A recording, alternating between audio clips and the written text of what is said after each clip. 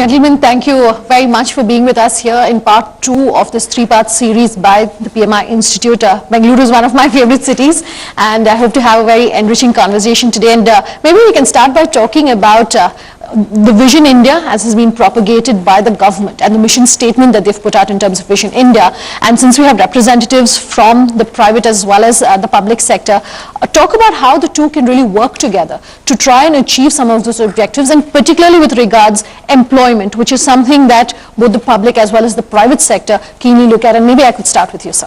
Sunanda, as you said, government has been very keen on the Vision India program, and the smart city is one of the very critical components of it. And in smart city, the most enterprising part of it is the public-private partnership, in which we bring in the best practices in the industry and then get it married to the processes in the government. Yes, there are challenges in it, and there has always been a challenge in the PPP model. But what we need to understand is that the project management per se, from the government's perspective, is a little different. And therefore, we need to focus on what the expectation of the government is and what is the expectation of the private partner. And there needs to be a change in the attitude, obviously in the form of the government officers or the government system in which the way we function, and understand that the private partner can give us best practices, technology, but the domain is with us. And therefore, we need to be an absolutely active partner in that. That is how we need to move. So I want to pick up on what you're saying and throw this question open to the panel. While there is understanding that there has to be equal participation between public and private, why is that not happening of late? For example, we were very briefly discussing about PPP projects. What is it that's going to take PPP projects to ensure that they're actually successful and the reasons for which they've been set up are actually being achieved? If you look at the recent articulation by the Prime Minister, his dream for 21st century India, that's his vision. It's actually articulation of certain aspirations. He's put in those 8 points on the 25th of September, I thought, at Kozhikode. This then would have to be translated into a portfolio of programs, and then comes a number of projects that will support these programs and so on. Now in this, everyone would have to play a role, including the private sector. And when you detail these things in terms of programs and projects, then that will have frameworks that will enable multiple stakeholders to come on board. That, I think, is the way forward. Sure. So Sunanda, if I may, so I actually studied the websites of some of the key programs under Vision India, right? So be it smart cities, be it Make in India, be it Digital India, they've actually done a good job of thinking about the details and laying out specifically what needs to be done. If you haven't studied it, I would encourage you to go and look at those projects. They're very impressive. But the challenge is project management and execution converts a strategy into outcome, right? How well we are able to take each one of those large programs and translate them into manageable projects and get them executed within time, within the resource constraints, and deliver the required results will make the difference between success of Vision India or not being so successful. Also, I think important is to create a one success case. I mean, as a point, I think. And you mentioned about the employment. I think if we have a one good success case, replicating the, I mean, we have a references of past where we had a success in PPP model as well. And if we could take those references, and as Mr. Gopinathan said, private and public partnership happens where government leverages the experiences of public enterprises to make them success. And if we have a very good success story to start with, I'm sure that it will follow on with more success stories, and employment as part of it will automatically happen. As I just want to take forward what Gopinath was also saying, and Shojit maybe bring you in on this. He was talking about the best practices that are really available as far as project management is concerned in India. Companies like yourself, and maybe I could ask some of the other representatives from the IT companies to speak on that as well. Project management and the best practices that you see within companies like yourself, what can possibly the public sector learn from? So I think there are a couple of points here. But first of all, like Mr. Gopinath said, the large complex projects that many of organizations like ours run, they deliver a lot of learnings in terms of, the various classic dimensions of project management, managing stakeholders, which is probably the biggest thing in a public project, managing risk, information sharing. But to make it happen, and this is our experience of running some global public-private projects as well, when we have talked about Smarter Cities campaign in global cities, at two levels. One is at a local administration level, we have seen, a larger involvement, accountability. Again, Mr. Mishra also mentioned that. That's unquestionable. And second, from an execution point of view, what we brought in, what was the success factor? What an organization like us bring in is, in our, let me say, mindset, if I may use that word, we think in terms of project management. We talk in terms of what's the action, how do you get it done, what's the risk. And I think my key point here is we need to build that mindset within the public organizations also. Absolutely. So there is a vision. Vision is out there. The challenge is, how do I bring this into a minimum viable scope and deliver it in a timeline that addresses some of the key concerns of the stakeholders. The challenge is that, many a times we don't even know who our stakeholders are.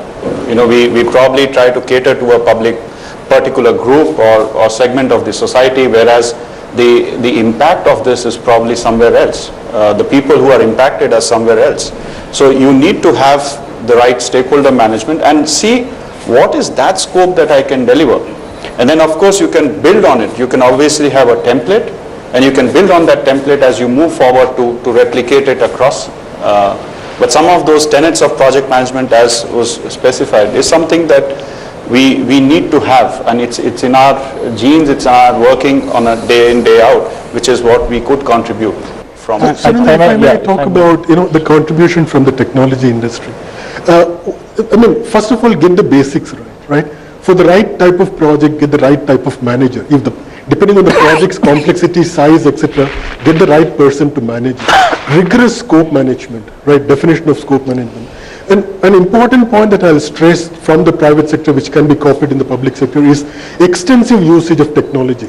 Project management tools, collaboration tools, social media-based interaction tools these days, real-time data updates, regular project reviews, progress reviews, and corrective actions in case there are delays in the project. Yeah, I was just adding on from what Mr. Gopinath said.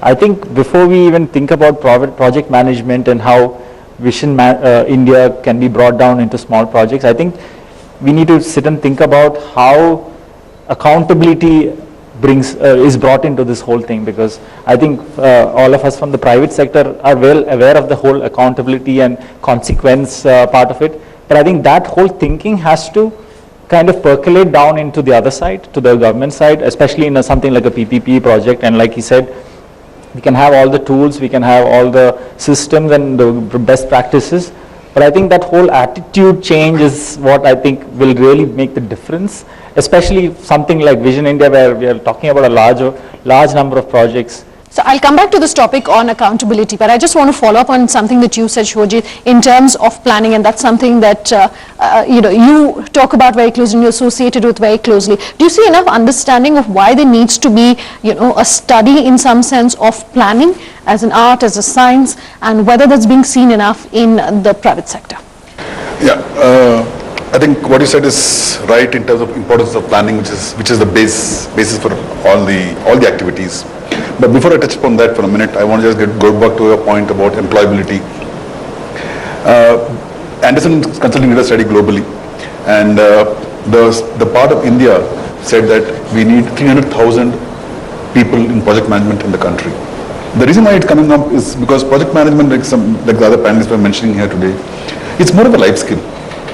The skills which you use in project management is applicable whether it's personal life or professional life. What we need to really have this detailed planning process in place, followed up with monitoring of the same process. Because government at large is never ever a project execution agency.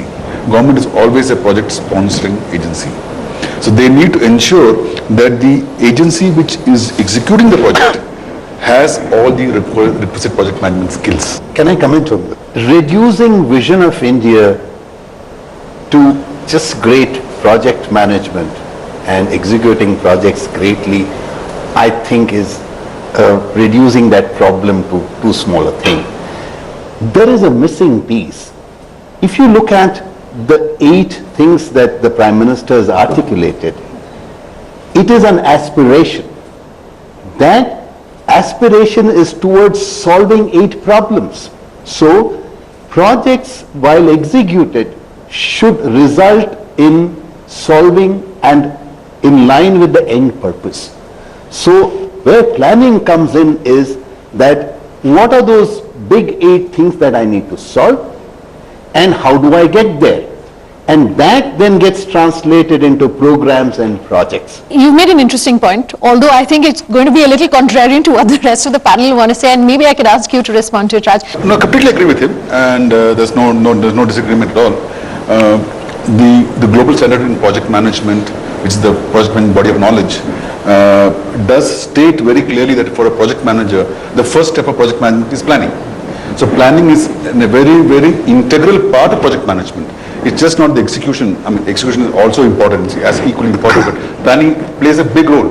So there's no disagreement that the planning is very important. But today what's also happening in addition to all this, and to his point, most matured organizations are now looking at benefits realization. So we are looking at a scenario where has a project met the desired outcome? Again, I totally agree. But I think what he's talking about is the solution. In a typical project management, we start, when the solution is done, we have a scope and we execute. So there's no disagreement. Every problem stated in Vision India has to be solution. I think the area, it's just one piece, what you're talking about now. It's not the solution. It's that once a solution has been defined, can you execute it well? For example, if everyone agrees that the solution to the commuting problem is a metro rail on outer ring road, let's say, or the right people have thought through an agreement. Now the project manager's job is to do it within a time, budget and scope. And I think we are focusing on one piece of that. We are not, I don't think we are discussing solving Vision India, but we are saying if someone says, and all the wise people say that this is the right way to do it, what is the best way then to execute? Sure. So execution is something that I'm hearing quite a bit from the panel. Arun was also talking about it. Mr. Sharma, I know that execution, particularly in PPP projects, is something that you have very strong views on, especially as far as private industry can be involved. What solutions do you think that we can have to the existing problems that we do? If you really look at wherever private sector is allowed to function, they are doing their job reasonably well. It is only in those areas which concerns the citizens of India and where the infrastructure related issues we come across on a day-to-day basis, whether it is transportation, whether it is good condition of the roads, whether it is providing the housing kind of a thing, whatever the vision, whatever the project management, which at the federal level, at the state level, corporation level, when it is getting executed, it is not being done neither within the time nor within the cost or the kind of a quality which we expect today as a 21st century citizen. Possibly infrastructure is the one area where project management is felt the most and the need for project management is felt the most. And maybe I can bring you in at this point, Mr. Mishra, and talk about while the government is actively talking about smart cities, cities of the future, urban planning, infrastructure, there is clearly a mismatch to some extent, especially as far as urban planning is concerned. I want your views on that. First of all, the focus on urban is very recent. Smart City is the first initiative in independent India where an outcome-driven approach to urban planning and urban, I would say, revival is being thought through. So our capacity of our urban bodies is very limited. We don't have it. Then people like us, some of us who have kind of taken upon ourselves that we are going to augment that capacity. So that's the challenge in public infrastructure, multiplicity of the agencies, interagency coordination challenges, and then permissions and procedures and process, and the lack of competence and capacity. Everything that you spoke of in terms of capacity, in terms of deciding or putting up the outcome, monitoring, managing of resources, timelines, all of that is something that would be very easily driven if we have the right system in place, or if we have the right IT software in place. One of the key concerns that remained unanswered here was in terms of accountability. And accountability would come if there is a transparency, which by default the software provides. So if you have this right level of transparency across all the aspects that we have spoken of, you would see definitely a high level of accountability, whether it is in the private space or in the public space. If there's one thing that I think we can pick up from the conversations we've had today is accountability, and that seems to be the chief thing that all of us are talking about in terms of Vision India and project management. Thank you all very much for being with us here today. Thank you.